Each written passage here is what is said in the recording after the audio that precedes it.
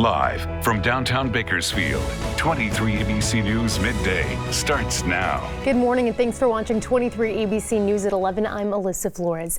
Over the last month, 5 people have gone missing in the Kern River so far. 4 have been recovered. This morning, the Kern County Coroner's Office identifying one of those who went missing earlier this month. According to the Kern County Sheriff's Office, 20-year-old Jesus Batista of Silmar went missing in the Kern River near Lake Ming. His body was found July 10th. The coroner's office saying Batista died of an accidental drowning. So far this summer, 4 people have died in the river. 16-year-old Ivan Esquivel and 19-year-old Hugo Esquivel, both of San Bernardino, went missing on June 16th before their bodies were found. On July 4th, 22-year-old Alan Ramirez of Placentia went into the river in the Keysville area. His body was recovered June 11th. KCSO says an 11-year-old girl from Bakersfield went into the Kern River in the Keysville area, and she is still missing. This morning, California Senator Dianne Feinstein is expressing her concern over a massive oil spill here in Kern County. That spill by Chevron leaking nearly 570,000 gallons of oil since May in the McKittrick area.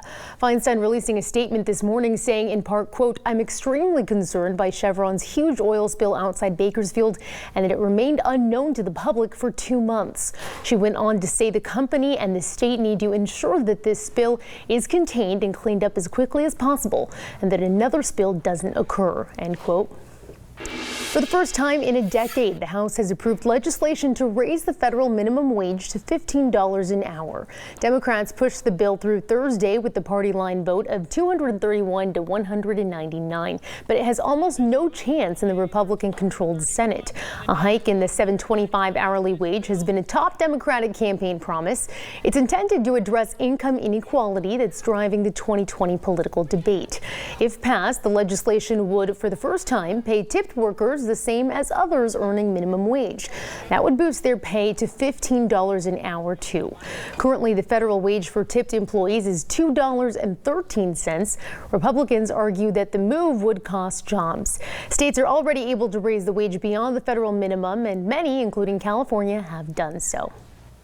All right, we're going to check in now with Chief Meteorologist Elena Rusk. It's a pleasant day out today. Pleasant's a good word. Yes, we had 70s this morning, climbing to those 80s already. We're getting to 90s in the next hour, and then we keep on climbing. Yesterday was officially 99. Today will be much the same. You see that high pressure in control, so that warming includes all of Kern County, but there's cooler air coming onshore to our north. We'll continue to see a little bit of that breeze from those storms up there heading into tomorrow and Saturday, which means a drop in temperatures. But until then, you see Bakersfield has now popped to 90, Lamont at 88, out in Putnam-Willow 86, some 90s in China Lake and Ridgecrest already. Fraser Park still in the 70s at this hour. Really nice temperatures down there as Pine Mountain Club gets to 77 this afternoon. Fraser Park at 82, Tehachapi 84, Isabella at 94. Now look at Bakersfield at 99, again the same as yesterday, but we may just pop to 100 like we're expecting in Lamont and Arvin. If we do, this will be the only day, not a heat wave, because we have those fresh breezes for tomorrow and Saturday. So we'll talk more about what that means for the concert by the fountain tonight and the movie in the park tomorrow, along with the rest of your weekend plans coming up. The Kern County Museum will be offering a new type of fitness class, chair yoga. The class is focused on keeping your heart rate up without even getting out of your chair. It all happens through stretching and movement exercises. The classes will start at the museum on July 30th every Tuesday and Thursday. Instructors say chair yoga is an especially great option for anyone with mobility restraints. Some people are scared to get down on the floor because they're not quite sure how easily they'll get back up again. You don't have to worry about that in chair yoga. And for some people, they might have injury in the lower body, and it's just too painful. The museum will hold free previews of the class next Tuesday and Thursday. Classes are each 30 minutes. Zumba is at 7:30 a.m., chair yoga at 8 a.m. Still to come here on 23 ABC News at 11, it's one of the most deadly diseases impacting Kern County, Alzheimer's. We'll tell you how you can come out and support efforts to battle the disease. That's coming up next. Welcome back. We're still a few months away from the annual Walk to End Alzheimer's, but in the ongoing efforts to bring awareness to a disease that's considered one of the top killers in Kern County, a kickoff event is going to be taking place tonight at the Padre. We're here this morning with Debbie Poor-Walsh. She's from the Walk to End Alzheimer's here in Kern County.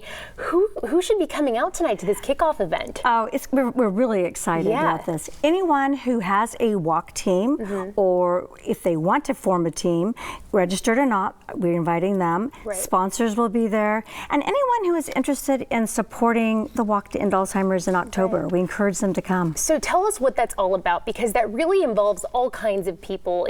It's something that could appeal to a lot of different people. People might not even know that it might appeal to them, right? True, and at tonight's event, we're going to have a lot of resources. In addition to having resources for teams who want to increase their fundraising, we're going to have information about what the Alzheimer's Association provides. They have a huge list of free resources that caregivers can, especially caregivers, can tap into and utilize. We will have hors d'oeuvres, free hors d'oeuvres, a fun photo booth. We will have opportunity drawings from really nice prizes that have been donated. And it's an opportunity for anybody who's been associated with the disease.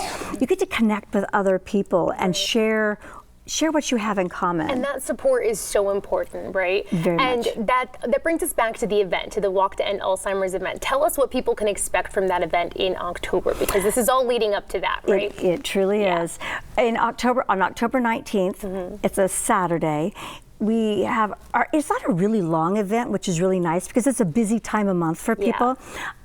We have a walk, we have a program in which we have speakers speak briefly on we have caregivers, a person who has Alzheimer's, sponsors. It's just to really get the whole picture of the disease. We have a very important promise garden ceremony, and everyone who goes gets a promise flower depending on their role. Right, and you're wearing a yellow one today. Tell us about that, because this disease, it really affects everybody in the family, doesn't it? I mean, from the person who has the disease, the family members, everybody who's around them. So tell us about the flower you're wearing today. I wear the yellow flower because I'm a caregiver. I have a mother who is in the late stages of Alzheimer's, so I will get a yellow flower at the walk. You will also see purple flowers, and those are supporters who have lost someone to the disease. We have a blue flower, that's someone who has the disease. And then we have the orange flower, which is someone who just supports the mission of the Alzheimer's Association. Okay, so really a place for everybody. So tonight, give us those details again tonight, 6 to 8 at the Padre, right? 6 to 8 at the Padre. Please come. It's really a good experience for everyone. Everyone enjoyed it last year, and I think you leave with a lot of information and resources. Yeah. And lastly, real quick, if there's somebody out there who maybe who has a family member who has Alzheimer's and they're kind of hesitant about going, what's one thing that you would say to them to get them out there? I would say, if you're not sure, you can always call our 1-800 number. It's like a lifeline number if you're having trouble with someone in your family that has Alzheimer's, and that's 1-800-272-3900. You can also visit our website, alz.org/walk. All right, and we have all that information about tonight's event, about the walk, all posted on our website, turn223.com. Debbie, thank you so much for being with us this morning. Thank you. We're going to send things over to Elena now, a check at the weather. That's right, so 90s for several hours this afternoon into this evening, up into our mountain locations. You can see it's a little cooler. I like this live camera from Hume Lake, and there's a single sailboat out there this morning. As we head into the afternoon hours, we're already at 90 here in Bakersfield. The rest of the valley seeing that, along with the Kern River Valley and our desert locations. Still a couple 100s trying to pop up out there. Bakersfield may hit that mark, but I'm being optimistic and keeping us at 99. You see the low 80s in Tehachapi and Keene right now, still 70s down in those South Mountains like I was just showing you a few minutes ago. But we're all sitting here under perfectly sunny and stable conditions. High pressure and control on either side of us, and that's why we are so warm. But it's seasonal. That 99 here in Bakersfield comes with moderate air quality, and our average is 98. So this is right where we should be. And this temperature hits right at about 5 p.m. and then starts to come back down. So by 7 p.m. we're at 95, still on the warm side, but and a nice start to the concert by the fountain at the Marketplace this evening. By 9 p.m. we drop down to those upper 80s as you're kind of getting up off your lawn chair and dancing. Similarly, tomorrow we have a stronger breeze coming on shore. It's going to try and drop us a few degrees. So you have the 80s. If you want to head to the movie in the park, they're having Incredibles 2 at Mesa Marin Park, and it's going to be a bit breezy and on the warm side, but so much better than some 90s we've had for the movies the last couple weeks. So as you talk about the forecast again, back to today, there's a couple of those 100s, Lamont and Arvin trying to get there. Base of the Grapevine 93, Taft, Oildale, Delano all at 97 today. Up into the mountains, we have those mid-90s for Kernville and Isabella, into the Tehachapi area 84, into Fraser Park 82. Okay, that's seasonal for you. And then down into our desert, you know, you're going to see some 100s out there. I think Ridgecrest and California City are at that mark, but Mojave 94, because a little bit of that breeze from Tehachapi is coming down into our local desert locations. So as we talk about tomorrow, see that bigger dip there. It's just that jet stream being pulled down by a system moving on shore to our north, introduces a little bit of that wind, therefore a little bit of cooling that lasts through Saturday. Then we're going to start to warm things back up to 99 again on Sunday, just like today. That's on track for average. And then 100s next week as that high pressure continues to dominate. Now on Tuesday, Wednesday, Thursday, you see a little bit of cloud cover coming in. That's that monsoonal moisture trying to push in from Arizona. So that could leave us with a slight chance of thunderstorms, mainly in our desert, possibly in our mountains. That's why you're starting to see some percentages popping up there in our mountains. But again, that's next week. So to make that heat feel a little more humid. For now, though, it's a dry heat. Mid-90s in the Kern River Valley, as you saw today. Low 90s tomorrow and Saturday. Look at Tehachapi, 80s right on through the weekend. A high of 80 in Fraser Park tomorrow really means most of their afternoon in the middle of July is spent in the 70s. That's amazing. We're awesome. going to want to be up in Tehachapi next week. I agree. Yeah. All right. Thanks, Elena. Well, a jury is split in the trial of a Georgia man accused of murder and elder abuse. Yoda Tewolde is in Court TV studios with a look at what you can expect from today's coverage. Good afternoon, I'm Yodi Tewolde. After more than 19 hours of deliberation and 19 notes from the jury, the trial of Landon Terrell ended in a split verdict. The former nursing home caretaker was found guilty of neglect for the death of 91-year-old Adam Bennett. But the jury found Terrell not guilty of 2 felony abuse charges and 1 felony murder charge. Jurors were unable to come to a unanimous decision on count 1, felony murder with the underlying felony of elder neglect. In an exclusive interview with Court TV, juror number 4, Carmen Aline, talked about how the jury was divided. We had 11 not guilty and 1 guilty, and that was the breakdown of the count 1. We felt that there was neglect all the way around, and we could not place the sole blame on Mr. Terrell. Terrell could be retried on the 1 felony murder charge. The prosecutor said he'll focus on sentencing for the neglect charge first, then decide whether to seek another trial. That's the latest for now. Stay with Court TV for our next big trial, Florida versus Grant Amato. Now back to you. Coming up next here on 23 ABC, we'll introduce you to a local veteran who fought for our country's freedom and did so in a tight spot. We'll explain in our latest edition of A Veteran's Voice coming up.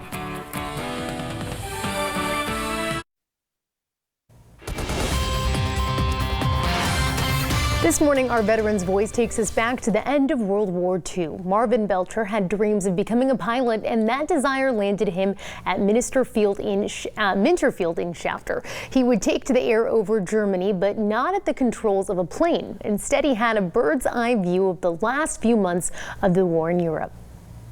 Not only his salvation, but his guidance through the years. Marvin Belcher's faith runs deep. He spoke as one having authority. He teaches Sunday school at the Church of the Brethren in Bakersfield. His faith at the core of his existence. While nearing graduation from Modesto High School in the early days of World War II, he truly believed his destiny would be in the clouds over Europe. Again, I tried to be a pilot. I applied and I was out here at Minterfield. He landed in Shafter in early 1943. The facility covered in planes, barracks, even a pool. And it wasn't long before he learned his future would include flying, but at a different set of controls. No, they need gunners more than they need pilots. So I was small enough, 139 pounds. They said, well, you'll fit in the ball turret really well. So that was my assignment, and I was glad for it. I liked that position. Marvin left Shafter for flexible gunnery school in Arizona. Then his crew was assembled in Florida before flying a B-17 to England. Unlike the early days when crews were assigned a plane and named it, Marvin's team never had one of their own. We were in various planes and all of them had different names. Oh, okay. It was not the same plane. And the one that we flew over was not even named yet. We were just flying it to get it there. He was part of the 384th Bomb Group, his first mission over Europe on February 12, 1945. And by then, the German Luftwaffe was no longer a threat. The Germans were not able to put fighter planes up against us. And even though we were prepared for them, I only saw one in 26 missions. But anti-aircraft fire was, and it was everywhere. And I had a good view of it from the ball turret. And they'd come closer, closer, closer, closer. And then you just felt like you were going to hit. On one mission, we had the ground crew counted 100 holes in our plane, but not a member of our crew got a scratch. Marvin was in the most exposed part of the aircraft, the cramped space of the ball turret underneath, and it made it hard to escape in case of an emergency. I was small enough that I could carry my parachute at my side here, hooked onto one side, and I could open the hatch back here and push myself out. Marvin was part of the last bombing raid over Germany on April 25th, 1945, his 26th and final mission. And it wasn't long after that, Germany surrendered. Shortly thereafter, Martin volunteered for duty in the Pacific. I was on my way, and lo and behold, they dropped the bombs on Hiroshima and Nagasaki. He was discharged in November and returned home with thoughts of becoming a minister, but instead entered teaching and administration, and for 35 years worked in the Bakersfield City School District. He initially planned to stay for just 2 years. And found that a wonderful place to live. We enjoyed the church, we enjoyed the school district, we enjoyed the people, you see. Not to mention his calling to teach at church, his faith carrying him through some of the most dangerous moments of his life. When you're approaching a target and you can't take evasive action and those rounds are going off all around you, for me at least, I was in prayer mode. I can't speak for others, but I think that was not an uncommon experience. Uncommon for many, but not Marvin. He still answers the call to serve at 93. Mike Hart, 23 ABC, connecting you. Meantime, 23 ABC has learned that Henry Oshner, a World War II veteran featured on Veterans Voice recently, underwent surgery last night at Antelope Valley Hospital. The California City resident who landed in France on D-Day as part of the 101st Airborne fell at the end of last month and reportedly fractured his shoulder. During an examination, doctors discovered a tumor in his colon. They were concerned about surgery, but the old paratrooper recently told them that he wanted to give it a try. So we'll keep you updated when we learn more, but for now, all of our best to Henry. Still to come, we'll take a look at your Thursday forecast.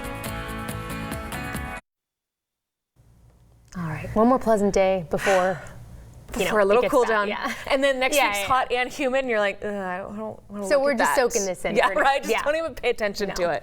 Right now, it's pretty nice. We're at 90. That's 2 degrees warmer than yesterday. So if this 2 degrees warmer trend holds on, we'll come in at about 100, 101 today. But I'm optimistic. I'm going with 99 because we get a little bit of a breeze trying to increase this afternoon as well. So it's very dry out there, perfectly sunny. That 99 is close to our average of 98. Tomorrow, the breeze is really much more noticeable. It gets us to 95. Then Saturday's 96. Sunday is average. Then you see those 100s next week. That's only about 3 to 5 degrees above average, but 103 and humidity, yuck. I don't like that humidity. We can deal with the triple digits, just the humidity, we're not used to that. Makes it worse. Yeah, and thankfully it's not humidity like the rest of the country is seeing, but it will be humid. We'll see you back here.